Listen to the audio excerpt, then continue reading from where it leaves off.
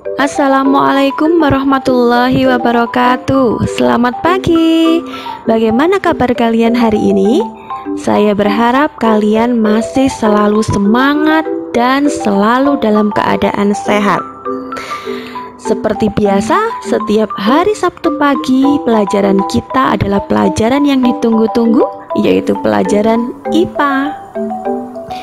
Materi kita pada Sabtu ini masih sama seperti Sabtu-Sabtu yang lalu, yaitu tentang pewarisan sifat pada makhluk hidup. Hanya saja untuk pertemuan yang keempat ini, saya berharap kalian sudah bisa menuliskan diagram persilangan. Dalam hal ini adalah persilangan untuk satu sifat beda. Kemudian kalian bisa menentukan gamet pada individu dan bisa menentukan genotip dan fenotip pada F1 atau generasi pertama. Sebelum kita mulai materi kita hari ini, saya ingin mengingatkan kembali sebagian materi pada pertemuan Sabtu yang lalu. Jadi, jangan dilupakan. Pada pertemuan Sabtu yang lalu, saya sudah menjelaskan tentang cara penulisan genotip. Ingat, satu sifat hanya disimbolkan dengan satu huruf, tetapi double. Bisa A besar A besar, atau A besar A kecil, atau A kecil A kecil. Bisa kalian pakai dengan huruf yang lain. Untuk yang A besar kapital untuk sifat dominan homozigot. Sedangkan A besar A kecil untuk dominan heterozigot. Sedangkan A kecil hanya untuk sifat resesif. Sekarang saya akan berikan ilustrasi persilangan yang sudah saya berikan pada Sabtu yang lalu. Seorang laki-laki bertubuh tinggi menikah dengan seorang wanita bertubuh pendek. Di sini sifat tubuh tinggi dominan. Kita pakai simbol huruf T. Berarti T kapital untuk yang dominan dan T kecil untuk yang resesif. Yang ditanyakan di sini adalah menentukan fenotip dan genotip F1-nya. Seorang laki-laki menikah dengan seorang wanita. Berarti di sini kita bisa tuliskan seorang laki-laki menikah dengan seorang wanita. Berarti ada simbol cross di sana. Menikah dengan wanita. Ini simbolnya untuk laki-laki dan wanita. Karena keduanya ini sudah menikah, maka kita kasih simbol P, parental. Di soal ada kata-kata laki-laki bertubuh tinggi, berarti fenotip laki-lakinya adalah tubuh tinggi.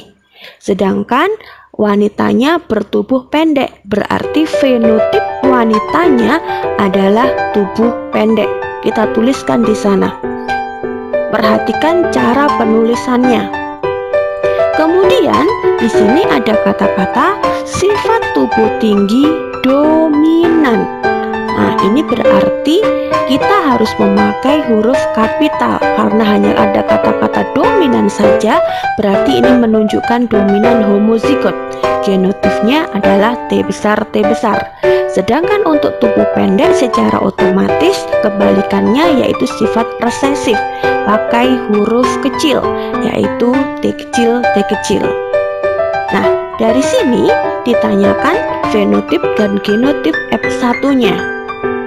Untuk menentukan F1, maka induk jantan dan induk betina harus bisa menghasilkan sel sperma untuk induk jantan dan sel telur atau sel ovum untuk induk betina.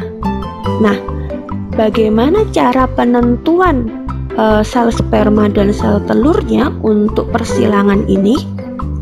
Kita coba lihat pada slide berikutnya. Jadi, sel sperma itu merupakan sel kelamin jantan. Sedangkan sel telur atau ovum merupakan sel kelamin betina. Ini harus bisa dihasilkan oleh kedua induk agar induk bisa menghasilkan keturunan. Sel kelamin nama lainnya adalah gamet. Nah, untuk persilangan ini bagaimana cara kita menentukan gametnya? Gametnya bisa diketahui dengan menuliskan setengah dari genotip yang ada. Jadi tadi kita sudah punya genotip A besar A besar, A besar A kecil, dan A kecil A kecil. Ini contoh yang pertama tadi. Ini genotipnya.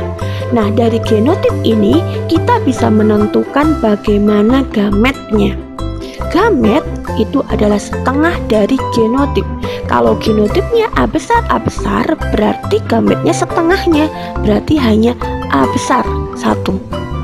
Kemudian kalau genotipnya A kecil maka gametnya adalah A kecil 1. Nah, bagaimana dengan yang genotipnya A besar A kecil? Maka ini dibagi 2, kan separuhnya.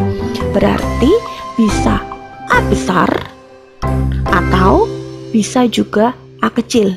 Berarti ini kita tuliskan dua-duanya. A besar boleh atau A kecil juga boleh.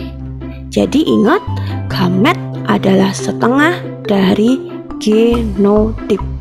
Jika sama, kita tuliskan salah satu. Misalnya A besar separuhnya kan A besar yang kiri atau yang kanan. Tapi kan sama-sama A besar, kita tuliskan A besar, gitu saja. Jadi ingat, gamet adalah setengah dari genotip. Sekarang kita kembali lagi ke soal yang tadi. Jadi di sini genotip untuk laki-lakinya T besar dan genotip untuk perempuannya adalah T kecil. Berarti sekarang kita tentukan gametnya. Untuk yang induk jantan, berarti karena genotipnya T besar, maka gametnya adalah T besar 1. Karena gamet adalah setengah dari genotip. Sedangkan untuk induk betina, karena genotipnya T kecil, maka gametnya adalah T kecil. Nah, sekarang jika kedua induk sudah bisa menghasilkan gamet jantan dan betina, proses yang terjadi selanjutnya adalah fertilisasi. Berarti gamet jantan, sel sperma melebur dengan sel telur. Berarti terbentuklah T besar, T kecil. Ini adalah zigot yang akan berkembang menjadi anak atau F1-nya. Di dalam zigot itu, anak itu ada sifat T besar, ada tubuh tinggi dan tubuh pendek. Karena tubuh tinggi dominan, maka sifat tubuh tinggi yang akan muncul pada fenotip F1 tersebut. Sehingga anaknya F1-nya fenotipnya tubuh tinggi dengan genotip T besar T kecil. Nah, sekarang kita coba contoh yang kedua. Contoh yang kedua yaitu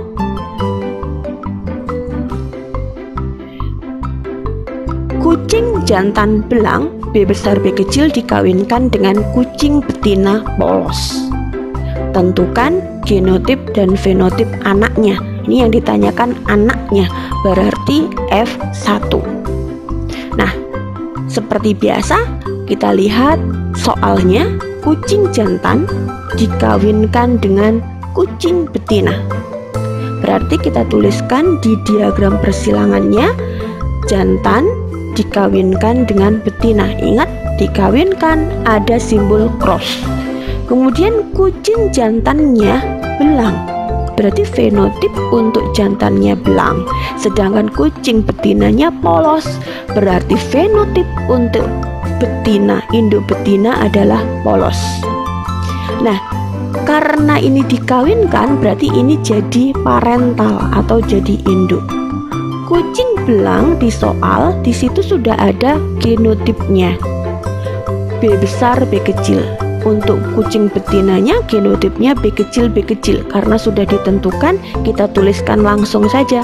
Berarti untuk yang jantan genotipnya B besar B kecil, untuk yang betina genotipnya B kecil. Dari soal genotipnya kan B besar B kecil, berarti kita bisa mengetahui bahwa sifat belang ini adalah dominan heterozigot dari genotipnya B besar B kecil. Sedangkan betina polos yang B kecil berarti secara otomatis sifat ini adalah sifat yang resesif karena dia memakai huruf kecil. Sekarang kita tentukan gametnya.